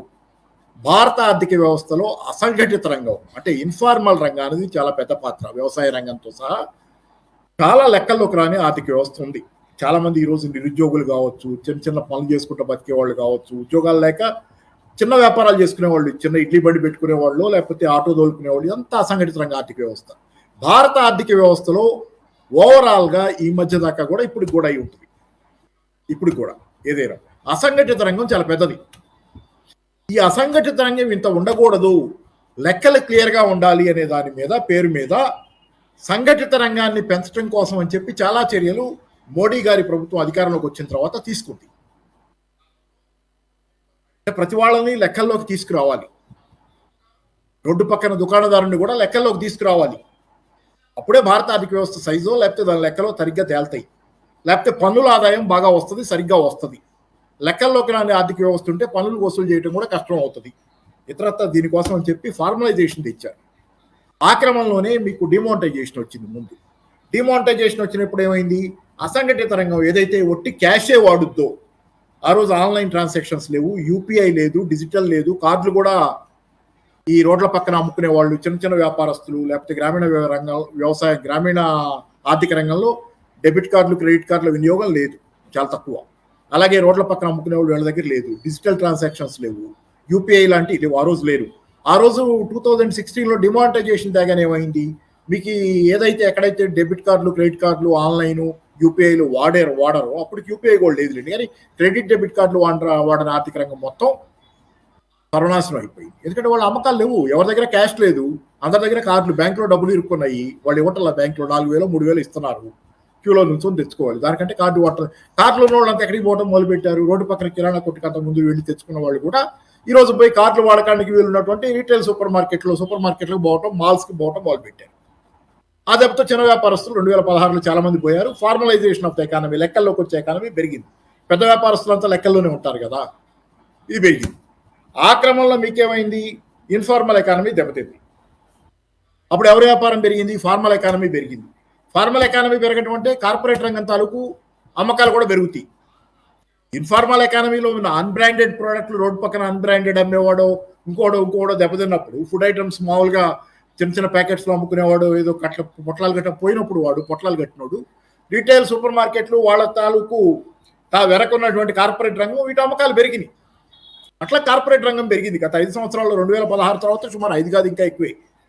ఓవరాల్గా ఏంటంటే మీకు కార్పొరేట్ లాభాలు పెరిగే అవకాశం వచ్చింది. కార్పొరేట్ అమ్మకాలు బాగా కనపడుతున్నాయి. ఇన్ఫార్మల్ ఎకానమీ కనపడతలేదు, మీకు కనపడటం దాని ప్రాధాన్యత తగ్గిపోయి ఫార్మల్ ఎకానమీ ప్రాధాన్యత డిమానిటైజేషన్లో పెరిగింది. అలాగే 2017లో అనుకుంటే జిఎస్టీ వచ్చినప్పుడు కూడా ఇన్ఫార్మల్ రంగం చాలా దెబ్బతింది. అందరినీ లెక్కల్లోకి రమ్మంటే చాలా మంది ఆ లెక్కల్లోకి వచ్చే స్థితి లేదు. ఇప్పుడు పక్కన ఎయిర్ కూలర్లు అమ్ముకునే సమ్మర్ వస్తుంది, మనకి బ్రాండెడ్ ఉన్నాయి, చాలా ఉన్నాయి, సింఫోనీ లాంటి చాలా బ్రాండెడ్ కంపెనీలు ఉన్నాయి, వాళ్ళు షాపుల్లో అమ్ముకుంటా బ్రాండెడ్. అట్లా అన్బ్రాండెడ్ కూడా చాలా మంది ఎయిర్ కూలర్లో పెద్ద టెక్నాలజీ కాదు కాబట్టి చాలా మంది రోడ్డు పక్కన అమ్ముతుంటారు, అప్పటికప్పుడు సీజన్లో తయారు చేసే ఎంఎస్ఎంఈ లాంటి వాళ్ళంతా ఈరోజు జిఎస్టీ కిందకి రాలేక చాలా మంది దుకాణాలు బంద్. చాలా వ్యాపారాలు పోయినాయి జిఎస్టీ తర్వాత. ఏ వ్యాపారస్తులను అడిగినా చెబుతారు చాలా వ్యాపారాలు ఎలా దెబ్బతిన్నాయో. అంటే ఫార్మలైజేషన్ ఆఫ్ ఎకానమీ పెరిగి ఎవరికి పెరిగింది అమ్మకాలు, ఈ రోడ్డు పక్కన కూలర్ అమ్ముకునేవాడు దెబ్బతింటే ఆ పెద్ద సింఫోనీ కంపెనీ ఇంకో కార్పొరేట్ కంపెనీ పెరుగుతాయి. వాళ్ళ అమ్మకాలు ఎక్కడో చోట కొనాలి కదా, నేను ఈ రోడ్డు పక్కన లేకపోతే నేను అక్కడ కొనుక్కుంటా. ఇట్లా కార్పొరేట్ల అమ్మకాలు పెరిగినాయి. ఫార్మల్ ఎకానమీ తాలూకు ఇన్ఫార్మల్ ఎకానమీలో చాలా మంది పోయారు ఈ దెబ్బకి. ఈ క్రమంలో జిఎస్టీ, డిమానిటైజేషన్, ఇతరత్ర ప్రభుత్వ విధానాలు ఏదైతే ఫార్మల్ ఎకానమీని పెంచాలని ఉన్నాయో ఆ విధానాల క్రమంలో వీళ్ళంతా పోయారు ఇన్ఫార్మల్ ఎకానమీ. కానీ నాకు కొనాలంటే ఎక్కడో చోట కొనాలి కదా కన్స్యూమర్గా, నేను వాళ్ళు పోయినంత మాత్రం నీకు కొంటాం ఆపడం కుదరదు కదా, నా దగ్గర డబ్బులు ఉన్నంతకాలం నేను కొంటా, కొనుగోలు శక్తి ఉన్నంతకాలం. పోయి నేను ఫార్మల్ ఎకానమీలో కొంటాం మొదలు పెడితే కార్పొరేట్ అందుకనే ఏమైందంటే గత కొద్ది సంవత్సరాల కాలంలో ఓవర్సీస్ అమ్మకాల కంటే దేశీయ అమ్మకాలు ఎందుకు పెరిగినాయి అంటే దేశం బాగుండి కాదు, దేశంలో చిన్న వ్యాపారస్తులు, ఎంఎస్ఎంఈలు, సామాన్య జనం ఎవరైతే ఇన్ఫార్మల్ ఎకానమీలో వాళ్ళు నాశనం అయిపోతున్నారు. ఒక పక్క కార్పొరేట్ రంగం లాభాలు పెరుగుతున్నాయి, కార్పొరేట్ అమ్మకాల లాభాలు పెరుగుతున్నాయి. కాబట్టి ఈ లెక్కల ప్రకారం మీరు వేస్తే ఓవర్సీస్ అమ్మకాల కంటే దేశీయ అమ్మకాలు గత 5 సంవత్సరాలు పెరిగినాయి. కానీ మళ్ళీ గత సంవత్సర కాలంగా 2023, 24 కాలంగా ఎందుకు తగ్గుతున్నాయి? ఓవర్సీస్ అమ్మకాల కంటే డొమెస్టిక్ అమ్మకాలు మళ్ళీ తేడా ఎందుకు వస్తుంది? డొమెస్టిక్ అమ్మకాల కంటే ఓవర్సీస్ అమ్మకాలు మళ్ళీ ఎందుకు పెరుగుతున్నాయి అంటే కూర్చున్న కొమ్మని నరుక్కున్న వాడి విధానం ఇది. ఈ 5 సంవత్సరాల కాలంలో జరిగిన పరిణామాల్లో, కొద్ది సంవత్సరాల కాలంలో జరిగిన పరిణామాల్లో దేశీయ కార్పొరేట్ అమ్మకాలు ఎందుకు పెరిగినాయి అంటే ఈ మొత్తం క్రమంలో రాత్రికి రాత్రి ప్రజల ఆదాయాలు పడిపోవు కాబట్టి ఇన్ఫార్మల్ ఎకానమీ దెబ్బతిన్నా కాస్త సేవింగ్స్ ఉంటేనో కాస్త అప్పులు చేసో జనాలు ఖర్చులు పెట్టారు. ఇప్పుడు ఆ కెపాసిటీ కూడా అయిపోయింది. 2023, 24 ఓవరాల్గా ఈ పరిస్థితి వచ్చేసరికి ఇప్పుడు ఆ కెపాసిటీ కూడా అయిపోయి అప్పుల పాలై నిరుద్యోగం పెరుగుతుంది, సమస్యలు పెరుగుతున్నాయి, ఇంకా సేవింగ్స్ కూడా అయిపోయినాయి, దరిదాపుగా అడుగు బొడుగు అయిపోతుంది. అందుకే మీరు బంగారం కూడా చూడండి, ఈరోజు బంగారం కూడా చాలా మంది కుదవబెట్టారు ఈ మధ్యకాలంలో అనేక సంవత్సరాలుగా. అందుకనే బంగారం కుదవబెట్టి దాన్ని విడిపించుకునే శక్తి లేక అప్పులు బతకడం కోసం బంగారం కుదవబెట్టుకునే కుటుంబాలు దాన్ని విడిపించుకునే శక్తి లేక వాళ్ళు బంగారాన్ని విడిపించుకోకుండా అలాగే బ్యాంకుల్లో వదిలేయటం వల్ల, దానికి వడ్డీలు కట్టకపోవటం వల్ల ఈ మధ్య కాలంలో వేలానికి వస్తుంది బంగారం. చాలా పేపర్లో మీకు బిజినెస్ పేపర్లు చూస్తే ఫుల్ పేజ్ యాడ్లు వస్తున్నాయి, బంగారం బ్యాంకులు వేలం వేసే యాడ్లు. వాటిని ఓనర్ దగ్గర నుంచి తీసుకున్న దాన్ని మళ్ళీ బయట ఎవరికో వాళ్ళకి అమ్ముకోవడం, అవి వెనక్కి రాక ఈఎంఐలు. ఇది పరిస్థితి. అంటే ఏమైంది, ఇప్పుడు కొత్తగా లేటెస్ట్ సిచ్యువేషన్ ఏంటి, 23-24 డేటా చెబుతుంది దేశీయంగా అమ్మకాలు పడిపోయి విదేశాల్లోనే అమ్మకాలు ఈ కార్పొరేట్లకు ఎందుకు పెరుగుతున్నాయి అంటే, దేశీయంగా జనాలకి 5 సంవత్సరాల్లో అడుగు పొడుగు వాడేశారు, అప్పులు కూడా చేసేసారు, ఇక లేదు, అన్ని సమస్యలు చుట్టుముట్టినాయి, పైగా ధరలు కూడా పెరిగినాయి. ఈ క్రమంలో వీళ్ళకి ఇక్కడ కొనుగోలు చేసే స్థితి లేక దేశం అట్టడుగు ఆర్థిక పరిస్థితిలోకి, అత్యంత దీన ఆర్థిక స్థితిలోకి వెళ్తుంది. కాబట్టి ఈరోజు కూర్చున్న కొమ్మని నరుపుకున్న విధంగా ఫార్మలైజేషన్ పేరుతో కార్పొరేట్ రంగం గత 5 సంవత్సరాల్లోనూ కొద్ది సంవత్సరాల్లోనూ విపరీతంగా పిండేసుకుంది. ఇతరత్ర అందరికీ తగ్గిన అమ్మకాలని, ఇతరత్ర ఇన్ఫార్మల్ రంగంలోని ఉన్న వాళ్ళ వ్యాపారాన్ని కూడా అది కబ్జా చేసేసింది. వీళ్ళకి వచ్చేసింది ఆ వ్యాపారం. ఇప్పుడేమైంది, ఇన్ఫార్మల్ రంగం పోవటం వల్ల ఎంఎస్ఎంఈ తాలూకు యజమాని, దాని దగ్గర పనిచేసే కూలీ, ఆ కంపెనీలో చిన్న ఎంఎస్ఎంఈలో పనిచేసే వర్కరు, అలాగే చిన్న చిన్న అమ్మకాలు చేసుకునే ఇన్ఫార్మల్ రంగంలోని వాళ్ళు, ఇన్ఫార్మల్ రంగంలోని వ్యవసాయదారులు, ఇన్ఫార్మల్ రంగంలోని ఇతరత్ర గ్రామీణ కూలీల ఆదాయాలు కూడా మీకు చూస్తే డేటా, గ్రామీణ కూలీల ఆదాయాలు గత అనేక సంవత్సరాలుగా పడిపోతున్నాయి, నెగటివ్లోకి వెళ్తున్నాయి. ఇన్ఫ్లేషన్తో అడ్జస్ట్ చేస్తే ఓవరాల్ ఆదాయాలు పెరగటంలా తగ్గుతున్నాయి. అంటే వాళ్ళ కొనుగోలు శక్తి తగ్గుతుంది. అంటే ఓవరాల్ వీళ్ళందరూ నాశనం అయిపోయిన క్రమంలో ఫార్మలైజేషన్ ఏదైతే ఉంది కదా, మామూలు విపరీతమైన గ్రీడ్ వల్ల కార్పొరేట్ రంగం మింగేయాలి జనాన్ని అనే ప్రయత్నంలో ఈరోజు తన పునాదిని తానే నరికేసుకుంది. దాంతో కొనాలంటే ఈరోజు జనాల దగ్గర కొనుగోలు లేని స్థితి, vast majority of the people జీవితాలు చితికిపోయిన స్థితిలో ఈరోజు కార్పొరేట్ అమ్మకాలు కూడా మళ్ళీ తగ్గుతున్నాయి. తగ్గబట్టే దేశీయంగా అమ్మకాలు తగ్గుతున్నాయి. విదేశాల్లో అమ్మకాలు మళ్ళీ రేటు కనపడుతుంది, పెరుగుదల రేటు దీనికంటే ఎక్కువ కనపడుతుంది దేశీయంగా. అంటే ఓవరాల్గా అది విదేశాల్లో పరిస్థితి అసలు బాగాలేదు. అందుకే ఎగుమతులు తగ్గుతున్నాయి భారతదేశాన్ని ఈ మధ్యకాలంలో. ఎందుకంటే అమెరికా లాంటి ధనిక దేశాలు అన్నింటిలో, ధనిక దేశాలు అమెరికా, యూరోప్ దేశాలు, అన్ని ధనిక దేశాల్లో పరిస్థితి మాత్రం బాగలేదు. అటు చైనా ఎగుమతులు కొంత తగ్గుతున్నాయి, ఇటు భారత ఎగుమతులు కూడా తగ్గిపోతున్నాయి. ఇంత తగ్గుతున్న ఎగుమతుల్లో కూడా విదేశీ అమ్మకాలు ఇందాక చెప్పినటువంటి కొన్ని కార్పొరేట్ కంపెనీలకు పెరుగుతున్నాయి. అంటే అన్ని కార్పొరేట్ కంపెనీలకు అమ్మేవాడికి, బయట అమ్ముకునేవాడికి పెరుగుతున్నాయి. అంటే అంత దిగజారినా వాళ్లే మనకంటే బాగున్నారు. విదేశాల్లో ఉన్నటువంటి ధనిక దేశాల్లో ఉన్నటువంటి జనాలని అంత దెబ్బతిన్నాం మనం. ఎందుకంటే అది తర్వాత మీకు ఈ మధ్యకాలంలో ఇచ్చినటువంటి ఇంకొకటి ఆర్బీఐ గైడెన్స్ ఇచ్చింది బ్యాంకులకి, నాన్ బ్యాంకింగ్ ఫైనాన్స్ సంస్థలకి అంటే మామూలు బ్యాంకింగ్ ఇతర అప్పులు ఇచ్చుకునే వాళ్ళు, కార్లకో వీటికో లోన్లు ఇచ్చేవాళ్ళు, చిన్న ఉంటాయి కదా ఫైనాన్స్ సంస్థలు, ఇట్లాంటి నాన్ బ్యాంకింగ్ ఫైనాన్స్ సంస్థలు బ్యాంకులకు ఏం గైడెన్స్ ఇచ్చిందంటే, personal loans, credit card loans ఇచ్చేటప్పుడు టేక్ మోర్ కేర్, ఎక్కువ స్ట్రింజెంట్ నామ్స్ పెట్టింది దానికి, ఇవ్వద్దు తొందరపడి. ఎందుకంటే ఈరోజు డిఫాల్ట్ అయ్యే అవకాశాలు పర్సనల్ లోన్స్, అంటే అన్సెక్యూర్డ్ పర్సనల్ లోన్స్, 50,000 వీటి పెద్ద సెక్యూరిటీ ఉండదు, వాటికి పర్సనల్ లోన్ తీసుకుంటాం మనం. నాన్ బ్యాంకింగ్ ఫైనాన్స్ బ్యాంకింగ్ సంస్థ ఇస్తుంది. వీటిని తగ్గించమని ఆర్బీఐ ఎందుకు గైడ్లైన్స్ ఇస్తుందంటే, వ్యక్తుల పరంగా ఎవరిని తీసుకుంటాం పర్సనల్ లోన్స్, ఇవన్నీ మామూలు మన ఇండివిజువల్స్ చిన్న లోన్స్, మామూలు అత్యంత సాధారణ స్థితిలో ఉండి బ్యాంక్ అకౌంట్ మాత్రం తీసుకుంటాం. వాళ్ళు కూడా కట్టలేని స్థితి వస్తుంది అనేది ఆర్బీఐ బహుశా గుర్తించింది. ఈ డిఫాల్ట్ అయ్యే అవకాశం పెరుగుతుంది అనేది గుర్తించింది. గ్రౌండ్ లెవెల్లో పరిస్థితి ఏ స్థాయిలో ప్రజల జీవన ప్రమాణాలు, జీవన స్థితిగతులు దిగజారుతున్నాయి చెబుతుంది. వీటన్నిటి మధ్య ఇప్పుడు పేదరికం తగ్గుతుందని చెప్పే పరిహాసాస్పదమైనటువంటి గోల్ అనేది మనకి ఈ కొత్త సర్వే 5% లోపుకి పేదరికం వచ్చింది. కానీ సరే, అంటే రాజకీయ నాయకుల అవసరాల పేదరికం ఎంత పెరిగిందో, అంటే వాళ్ళకి చెప్పుకోవడానికి ఏమీ లేక, సాధించిన విజయాలు లేక లేని చెప్పుకునే పరిస్థితి ఒకటి, ఇది మాత్రమే కనపడుతుంది ఇక్కడ. ఓవరాల్ ఏంటంటే అదే కాకుండా సరే ఇంకా వేరే డేటా కూడా ఉంది. ఏంటంటే మీకు దీనిలో ఇప్పుడు ఈ పేదరికం తగ్గే క్రమంలో సబ్సిడీల ప్రమాణాన్ని కూడా చూశారు. అంటే వర్క్ హ్యాండ్అవుట్స్ అంటున్నాం కదా మనం, మామూలు రకరకాలైనటువంటి సబ్సిడీలు ఇస్తున్నాయి ప్రభుత్వాలు. కొంతమంది స్కూటీలు ఇస్తామంటారు, కొంతమంది ఫుడ్ గ్రెయిన్స్. భారతదేశ ప్రభుత్వం 80 కోట్ల మందికి ఆహారాన్ని ఇస్తుంది నెలవారీ. 5 కిలోలు ఏదో సంథింగ్ అనుకుంటా. ఇప్పటికి కూడా అది కంటిన్యూ అవుతుంది. అది కోవిడ్ తర్వాత మొదలైంది. కోవిడ్ అప్పుడు ఇప్పటికీ అది కంటిన్యూ అవుతుంది. 80 కోట్ల మందికి నెలవారీ ఆహార ధాన్యాలు ఇచ్చే ప్రోగ్రామ్ అది కానివ్వండి. లేకపోతే అంటే అసలు ఇదే ఒక ఇండికేటర్. 80 కోట్ల మందికి మీరు నెలవారీ 80 కోట్లు అంటే సుమారు భారతదేశ ప్రజానీకంలో 60% అది. 60% జనానికి మీరు నెలవారీ ఆహార పదార్థాలు ఇవ్వాల్సిన అగత్యం ఉండగా పేదరికం 5% తగ్గిందని చెప్పి దాని లోపుకి తగ్గిందని చెప్తే ఇది మీకే సిగ్గనిపించాలి. ఎవరికో కాదు, మీకే సిగ్గనిపించాలి. చెప్పడానికి ఎస్బీఐకిను నీతి ఆయోగ్కి సిగ్గనిపించాలి. 80 కోట్ల మందికి ప్రభుత్వం ఉచిత ధాన్యం ఇస్తుంటే, అంటే దేశంలో సగం పైన జనానికి ఉచితంగా ధాన్యం ఇస్తే కానీ నడవని స్థితి ఉంటే, థీరీ ప్రకారం కానీ వాళ్ళ లెక్కల ప్రకారం కానీ ఉచితాలు వద్దన్నటువంటి ప్రభుత్వం కూడా ఉచితంగా ధాన్యం ఇవ్వాల్సిన స్థితి ఈరోజు ఉంటే, ఎందుకంటే మోడీ గారు పదే చెప్తుంటారు కదా, రేవడీ కల్చర్ అని.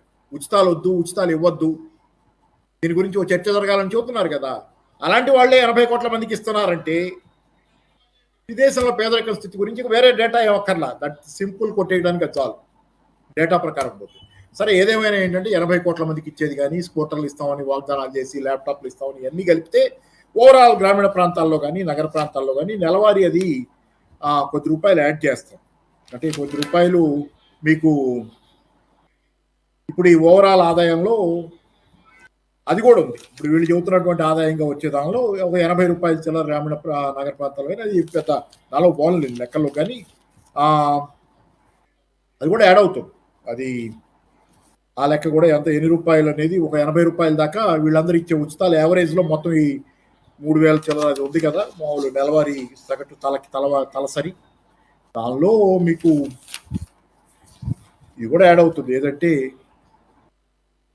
80 రూపాయలు 70 రూపాయలు ఏదో ఉంది కదా నెలవారీ ఉచితాల రూపంలో వచ్చేది, అది కూడా యాడ్ చేసి చేసుకునేది. సరే, ఏదేమైనా అదే కాసేపు పక్కన పెడితే ఇప్పుడు వీళ్ళు చెబుతున్నది ఏంటంటే పేదరికం దగ్గర కిందకు పోయామని. ఇది ఎవరు చెప్పారు?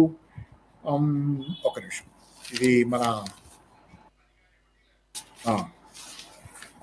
అనంత్ అని ఆయన అనుకుంటా. అనంత్ అని ఆయన టిస్లో ఉన్నాడు ఇప్పుడు నాకు తెలిసి, టాటా ఇన్స్టిట్యూట్ ఆఫ్ సోషల్ సైన్సెస్లో.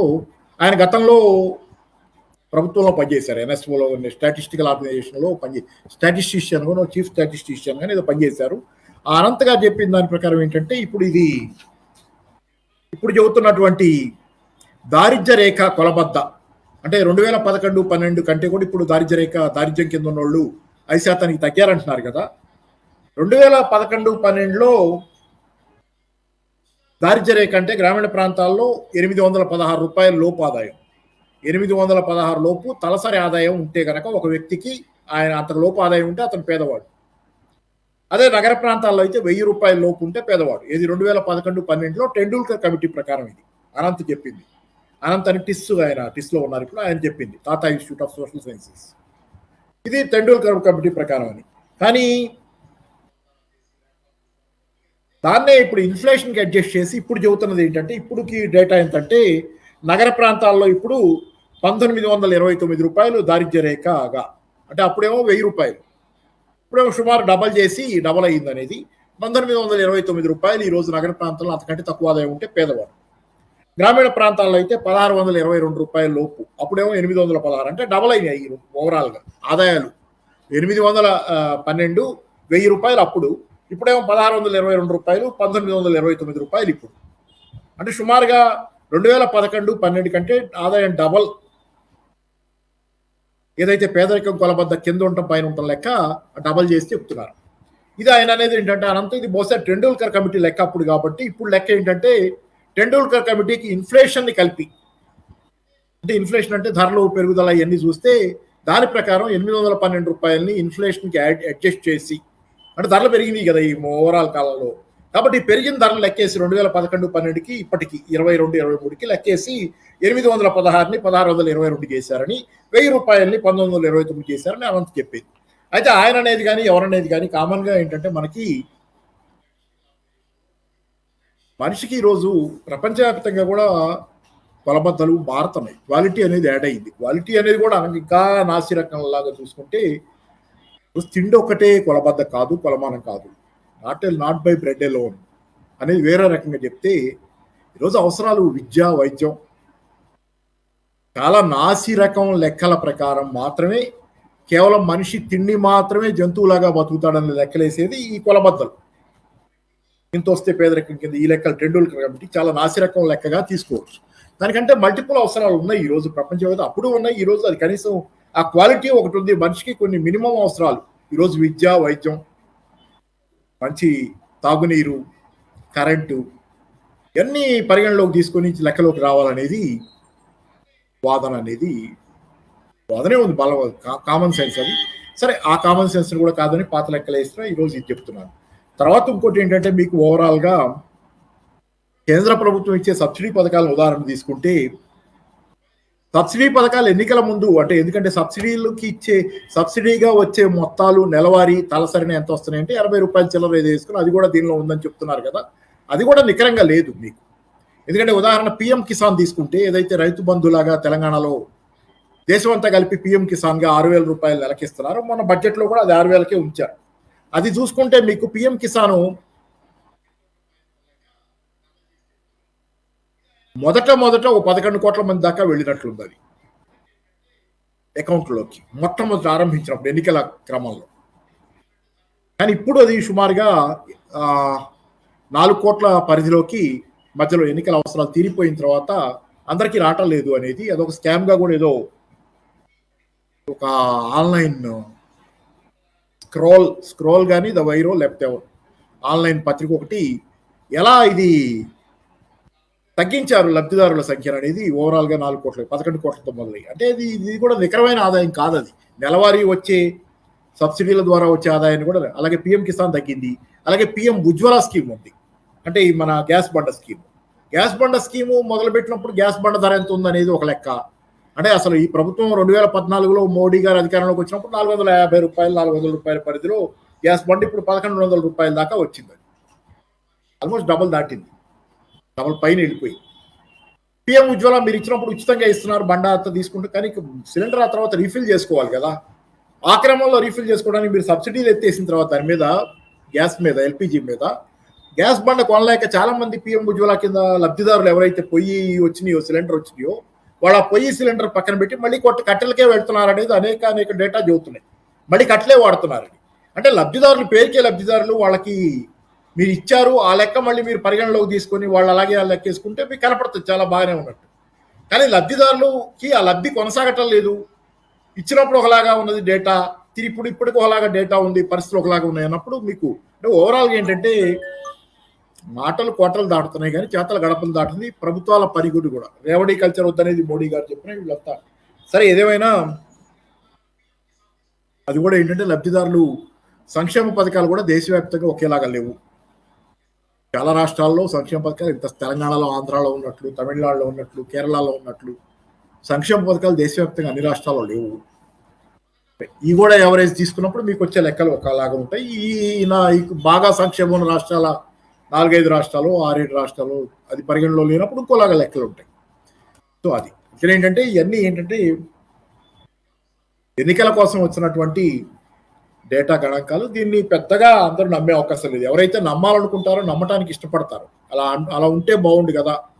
ఎందుకంటే ఇది మనకి నచ్చిన ప్రభుత్వం అయినప్పుడు, మనం మెచ్చిన నాయకులు అయినప్పుడు, సహజంగా ఆ రాజకీయానికి అనుకూలంగా నా మొగ్గున్నప్పుడు నాకు అనుకూలమైన వివరాలని నేను మామూలుగా టీవీలు కూడా అలాగే చూస్తారు కదా చాలా మంది. ఏ పార్టీ అయితే ఆ పార్టీ ఛానల్ చూసుకుంటారు. పార్టీలో కూడా ఛానల్స్ ఉన్నాయి కదా. అందరూ అన్ని పార్టీలకి మేజర్ పార్టీలు ఆంధ్రాలో తెలంగాణ కనపడేది ఏంటంటే ప్రతి పార్టీకి కొన్ని ఛానల్స్ ఆ పార్టీ పరంగా అనుకూలంగా ఉన్నాయని. తిట్టుకోవడం కూడా అలాగే తిరుగుతున్నారు కదా. పలానా ఛానల్ దొంగదని చెప్పి ఒక పార్టీ నాయకులు, ఇంకో ఛానల్ దొంగదని, ఎల్లో మీడియా, బ్లూ మీడియా. ఇట్లా ఏంటంటే మనం కూడా మనకు అనుకూలమైనటువంటి డేటాలో 4 రకాల డేటా ఉంటే నాకు అనుకూలమైన డేటా ఎప్పుడు తీసుకుంటానంటే నేను నాకు అనుకూలమైన ఛానల్ చూసినట్టే నా రాజకీయానికి అనుకూలమైన ఛానల్ మాత్రమే నేను చూస్తాను. ఆ జనాల్లో కూడా అంతే ఉంది కదా. వాళ్ళకి ఇష్టమైన ఛానలే వాళ్ళు చూస్తారు. ఇంకే ఛానల్ పెట్టినా వాళ్ళకి నచ్చదు. అదేంటి అది అబద్ధాలు చెబుతుందంట. అలాగే ఏంటంటే నాకు ఇష్టమైంది కనుక అధికారంలో ఉన్న పక్షం అయ్యేటట్లయితే ఆ డేటా నాకు నచ్చుద్ది. అలాంటి వాళ్ళకి మరీ జారిపోకుండా వాళ్ళని కాపాడుకోవడానికి అట్టు పెట్టుకునేది తప్పి డేటాకి అంతకంటే వాల్యూ లేదని చెప్తా. Thank you very much. Sir Vinay Kumar గారు, థ్యాంక్ యూ అండి. సార్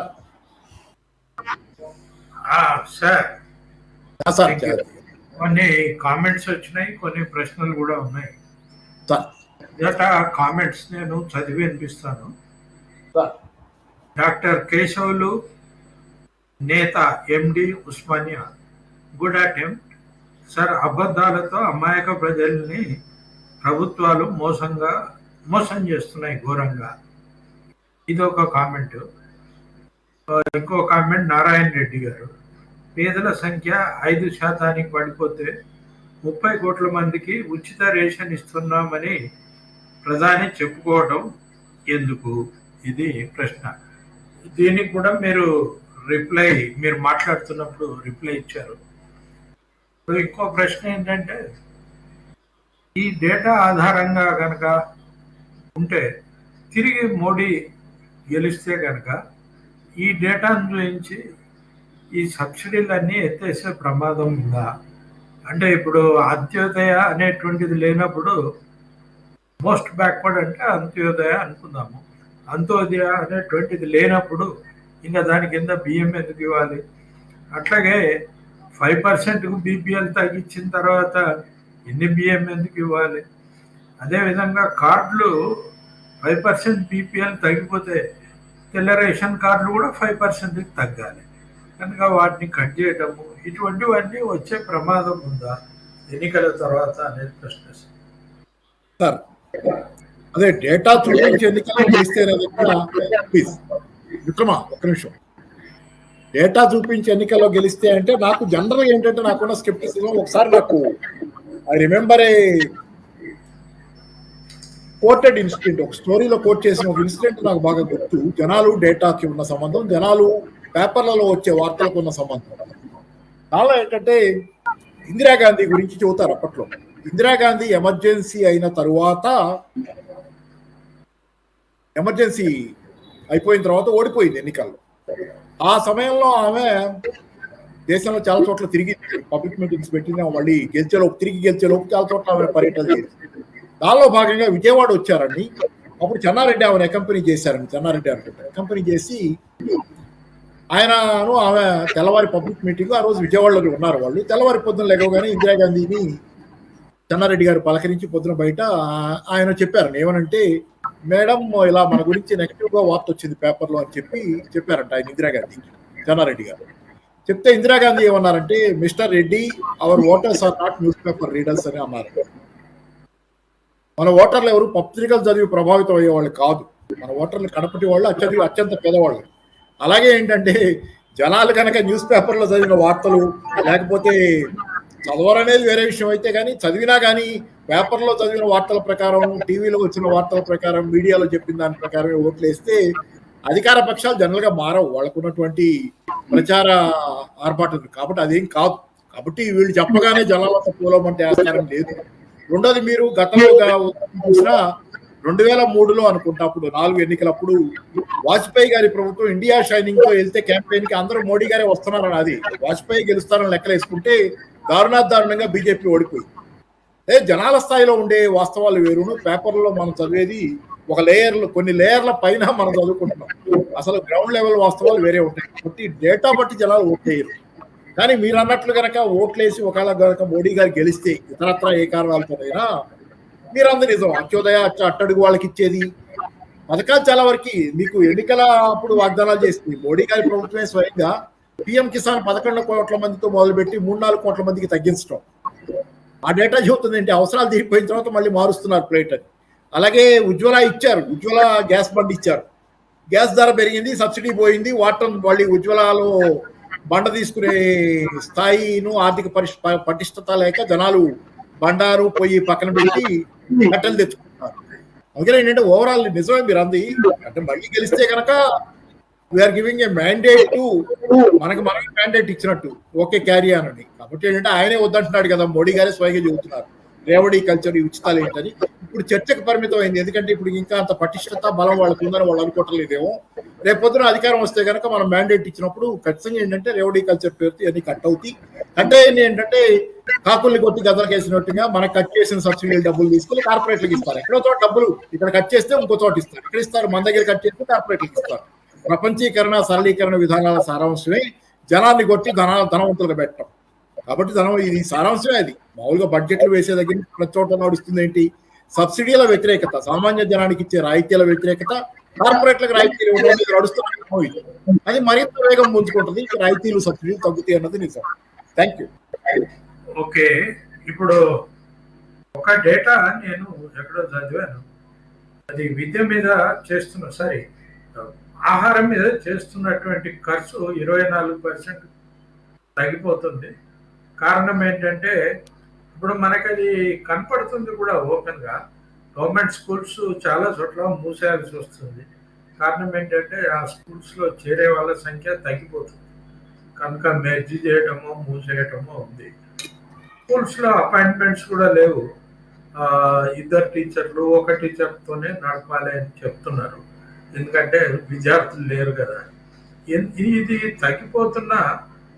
తగ్గిపోవడానికి కారణం ఏంటంటే చాలా పేదవాళ్ళు కూడా ప్రైవేట్ విద్యకు వెళ్తే మా పిల్లవాడికి భవిష్యత్ బాగుంటుంది అని అనుకుంటున్నారు. దానివల్ల ఈ తిండి మీద పెడుతున్నటువంటి ఖర్చు 24% తగ్గిందని ఇది మీరేమో మరి 40 వరకు రావచ్చు, అంతకు మించి తగ్గదు అని అంటున్నారు. ఏది కరెక్ట్ అయి ఉంటుంది ఇందులో? విద్య మీద ఖర్చు తగ్గించడానికి అది సాకు మాత్రం. మీకు ప్రభుత్వ స్కూళ్లలో సరైన సదుపాయాలు లేక, విద్యా నాణ్యత లేక అనుకోవడానికి అని అలా అనుకున్నా అప్పుడు ఖర్చు పెంచాలని, కానీ దాని అర్థం ఖర్చు తగ్గించాలని కాదు. ప్రభుత్వ స్కూళ్లలో చేరికలు తగ్గుతున్నాయి, నాణ్యత లేకను, ప్రజలు అక్కడికి రాకను అంటే వాస్తవానికి అక్కడ పరిస్థితి బాగాలేదంటే ఇంకా కేటాయింపులు ఎక్కువ కావాలని దాని అర్థం. రెండోది, ప్రభుత్వ స్కూళ్లలో కంటే ప్రైవేట్ స్కూళ్లలో మెరుగైన ఉపాధ్యాయులు ఉన్నారనేది అబద్ధం. ప్రభుత్వ పాఠశాలల్లో మీకు డిఎస్సి లాంటివి రాసి రావాలి, ప్రభుత్వ స్కూళ్లలో టీచర్ కావాలంటే చాలా టెస్టులు పాస్ అయ్యి దానికి అర్హతలు ఉన్న వాళ్ళే వస్తారు. బీఈడీలు ఇట్లాంటి అర్హతలు ఉన్న వాళ్ళు వస్తారు. వాళ్ళకంటే ప్రైవేట్ స్కూళ్లలో తీసుకునే 10th క్లాస్ ఇంటర్మీడియట్ వాళ్ళు కూడా ఉన్న సందర్భాలు ఉన్నాయి. కాబట్టి వాళ్ళు మెరుగ్గా ఉన్నారనేది ఉత్త బోగస్ వాదన. కాబట్టి ఏంటంటే ఈరోజు ప్రైవేట్ స్కూళ్ళలో పెరుగుతున్నారు, గవర్నమెంట్ స్కూళ్ళకి కేటాయింపులు తగ్గించడం ఇవన్నీ ఏంటంటే ఒక విధానంలో భాగంగా జరుగుతున్నాయి. ప్రభుత్వాన్ని మినిమం గవర్నమెంట్ మ్యాక్సిమం గవర్నెన్స్ అన్నట్లుగా ప్రభుత్వ రంగాన్ని కుదించేసుకోవాలనే దానిలో భాగంగా జరుగుతుంది తప్పితే దానికి కారణంగా ప్రభుత్వ టీచర్లను చూపించడం, ప్రభుత్వ పాఠశాలల్లో చేరికలు చూపించడం అనేది పూర్తిగా అసంబద్ధం. రెండోది ఏంటంటే ఓవరాల్ గా మీకు ఈ పరిస్థితి కూడా మారింది. కోవిడ్ అనంతర కాలంలో ప్రభుత్వ పాఠశాలల డిమాండ్ పెరిగింది. ఇది నిజం. ప్రభుత్వ పాఠశాలల్లో చేరాలనే వాళ్ళు నాకు తెలిసి కూడా నా పరిసరాల్లోనే చాలా మంది గవర్నమెంట్ స్కూళ్ళకి మధ్య వెళ్తున్నారు. ఇది దేశవ్యాప్తంగా మింటులో ఇక్కడ తెలంగాణలో జరుగుతుందో ఆంధ్రాలో జరుగుతుందో కాదు, దేశవ్యాప్తంగా కూడా జరుగుతున్న పరిణామాల్లో ప్రైవేట్ స్కూళ్లను వదిలేస్తున్న వాళ్ళ సంఖ్య పెరుగుతుంది. ఆ మేరకు మీరు ప్రభుత్వ పాఠశాలను బలోపేతం చేస్తే అక్కడికి వచ్చి చేరడానికి, అక్కడ నాణ్యమైన విద్యకి అవకాశం ఉంటుంది. ఈ ట్రెండ్ మారింది. ప్రైవేట్ పాఠశాలలో చేరుతున్నారు అనేది పాత ట్రెండ్. కోవిడ్ అనంతర ట్రెండ్ అది కాదు. కోవిడ్ అనంతర ట్రెండ్ ప్రభుత్వ పాఠశాలల వైపు మొగ్గు చూపటం కింద మధ్య తరగతి సామాన్య జనం. కాబట్టి పరిస్థితి మారింది. కానీ ప్రభుత్వాలు ఇంకా పాత సాకుల్ని చూపించి ప్రభుత్వ విద్య గురించి అంటే ఒక కుక్కని కాల్చేయాలంటే పిచ్చి కుక్క అన్నట్లుగా ప్రభుత్వ విద్య కూడా బాగాలేదని చెప్పడం ప్రభుత్వమే చేస్తున్నటువంటి పని. ప్రభుత్వ ఉద్యోగులను నిందించడం అంటే స్వయంగా తను పెడుతున్న టెస్టుల మీద తనకే నమ్మకం లేదు, తన ఉద్యోగస్తుల్ని పని చేయించుకోగల సామర్థ్యం దానికే లేదు. మరి ఇదే చెబుతుంది. సారాంశం ఏంటంటే ఇదే కనపడుతుంది. కాబట్టి ఏంటంటే ఇవన్నీ తాము చేయదలుచుకున్న పని చేసుకోవడానికి ఏదో ఒక సాకులుగా చూపిస్తే ఏదైతే వాస్తవ స్థితిగతులు అలా లేవు. ఓకే, అంటే విషయం ఏంటంటే తిండి మీద ఖర్చు తగ్గించి సాధారణమైనటువంటి స్కూల్లో ఏడాదికి 60,000 రూపాయలు ఫీజు తీసుకుంటున్నారు. అంటే 6,000 రూపాయలు, కనీసం 6,000 రూపాయలు పర్ మంత్ అనుకోండి. ఇంత ఫీజు పెట్టి చదివిస్తున్నప్పుడు తప్పనిసరిగా వాళ్ళు బట్టల మీద కానీ తిండి మీద కానీ చేసేటువంటి ఖర్చుని తగ్గించుకోవాలి. ఇంకా వేరే ఖర్చు ఏముంటుంది పాపం వాళ్ళకి, దీని మీద తగ్గించుకోవాలి. ఇది తగ్గించుకున్నప్పుడు మీరు చెప్పినటువంటి 40% తమ ఆదాయంలో తిండి మీద ఖర్చు పెడుతున్నారు అనేటువంటి స్టాటిస్టిక్స్ కరెక్టా, లేకపోతే అది 24%కు తగ్గాయని కొంతమంది చెప్తున్నారు? ఏది కరెక్ట్ అనేది ప్రశ్న. అంటే మీకు నేను ఇందాక చెప్పిన దాంట్లో ఒకటి ఏంటంటే గవర్నమెంట్ స్కూళ్ళలో చేరికలు పెరిగినాయి అని చెప్పాను నేను మీకు. పెరిగినప్పుడు ఆటోమేటిక్గా ఖర్చు తగ్గుద్ది మీకు. వాళ్ళు తగ్గించుకోవడం కాదు, వాస్తవానికి ఖర్చు పెట్టాల్సిన అవసరం తగ్గింది మీకు. గవర్నమెంట్ స్కూళ్ళలో నేను ఇందాక మీరు క్వశ్చన్ కూడా నేను పూర్తిగా అర్థం చేసుకోలేదేమో.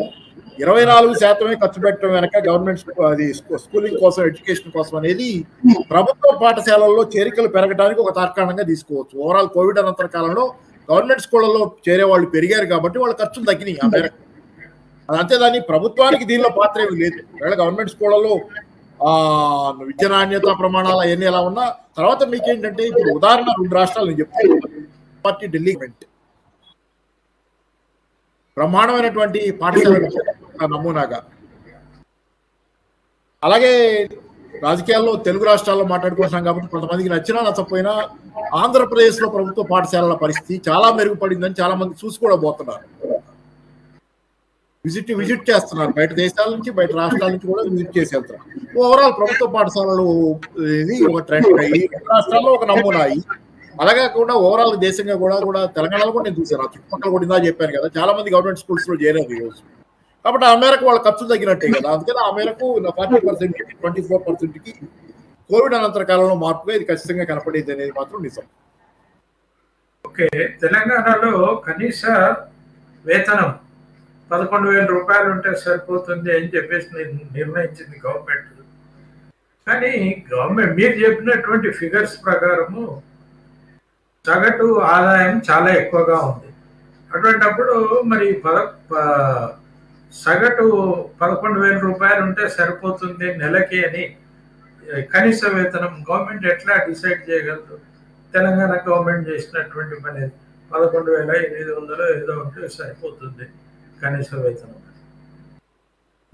ఒకవేళ అదే అయితే ఈ ఫిగర్స్ అన్ని కరెక్ట్ కాదు. ఏ ఫిగర్ కరెక్ట్ కాదు? అవును, వాళ్ళు 11,000 అని చెప్పిన తర్వాత మరి వీళ్ళు అంటే 11,000 పవర్టీ లైన్ కాదుగా. పవర్టీ లైన్ లో 11,000 కాదుగా. కాదు, పవర్టీ లైన్ కాదు. వాళ్ళు ఏంటంటే మినిమం వేజ్ 11,800. మినిమం వేజ్ అనేది ఇంకా పవర్టీ లైన్ పైన చాలా అవసరాలను పరిగణలోకి తీసుకునేది. కానీ బిలో పవర్టీ లైన్ వీళ్ళు చెబుతున్న 1,600 చిల్లర బిలో ఇదా నేను చెప్పిన నగర ప్రాంతాలకి 1,600 ఏదో చెప్పే కదా ఇందాక, 1,900 రూపాయలు నగర ప్రాంతాలకి, అది బిలో పవర్టీ లైన్ లెక్కలు. కట్ అయింది సార్, మీ వాయిస్ పోయింది. వినయ్ కుమార్ గారు, మీ వాయిస్ పోయింది, వినపట్టలేదు సార్. ఏమైంది? మీ మాట ఏదో వినపట్టాల, సంథింగ్ క్యాష్ అవుతుంది ఇక్కడ.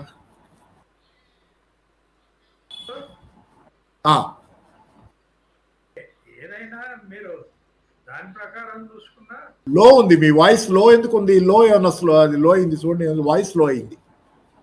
సరే చూస్తాను. వాయిస్ లో అయింది, స్లోగా వస్తుంది. అయినా ఈ ప్రశ్న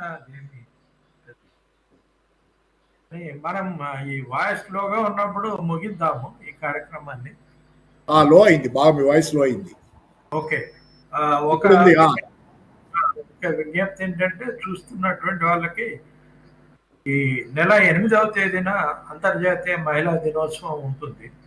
ప్రతి ఏడాది జరుగుతుంది కదా. ఈసారి 8వ తేదీన కాకుండా 7వ తేదీన ఒక వెబినార్ నిర్వహిస్తున్నాము. అది ఏంటంటే మహిళపై మనసు రాజ్యం వెళ్తుందా ఇంకా అనేది టాపిక్. ఈ టాపిక్ మీద మాట్లాడడానికి ఐద్వా అఖిల భారత ఉపాధ్యక్షురాలు పుణ్యవతి గారు ఈ టాపిక్ మీద మాట్లాడతారు. అది కూడా 7వ తేదీ ఇప్పటిలాగే సాయంత్రం 6 గంటలకు ఉంటుంది. ఈ మిత్రులంతా కూడా దాంట్లో పాల్గొనాలని, అదేవిధంగా ఆ పోస్టర్ను కూడా మీరు మీ మిత్రులకి, గ్రూపులకు షేర్ చేయాలని చెప్పేసి విజ్ఞప్తి చేస్తూ, పాపారావు గారికి గంటకు పైగా వారు మాట్లాడారు. వారికి ధన్యవాదాలు తెలియజేస్తూ ఈ కార్యక్రమాన్ని ఇంతటితో